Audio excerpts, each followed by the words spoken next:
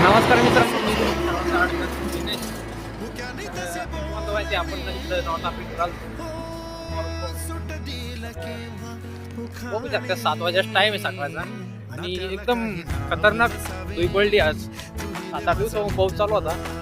आज डायरेक्ट एकदम अचानक थंडी वाढली आणि थंडीमुळं सकाळी 4-5 वाजेच्या दरम्यान तशी तर 10 वाजेच्या नंतरच धुई पडली होती. पण 4-5 वाजेनंतर एकदम मोकार धुई पडली.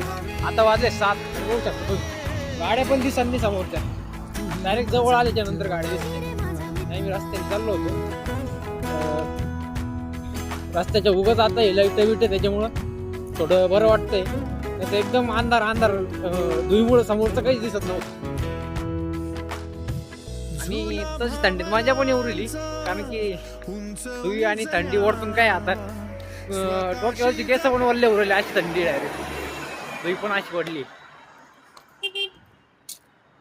तसं आपल्याला तर आपल्या तिकडं एवढं थंडीत राहायची सवय आहेच, आपल्या तिकडं पण पडते. पण आज लईच एकदमच पडली.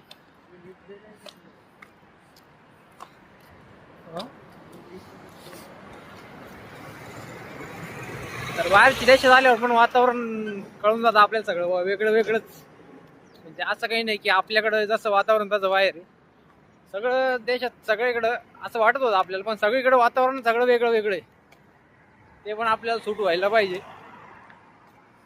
आणि आता थंडी तू इथं पाहिलीस तुम्ही बाहेर किती समोरचं काही दिसत नाही, गाड्या बिड्या काहीच नाही.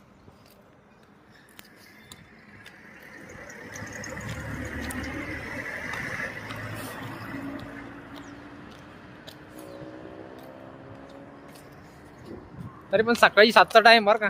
7-7:30 वाजले आता. आणि एवढ्या ह्याच्यात पण बघू शकतो सूर्य तर दिसत नाही काही, पण इकडं सगळी धुई दिसते. पेट्रोलचे भाव पण इकडं रोजच वाढ राहिले, काही सांगणार नाही किती वाढत किती नाही. रोज काही ना काही पैशात वाढत राहते.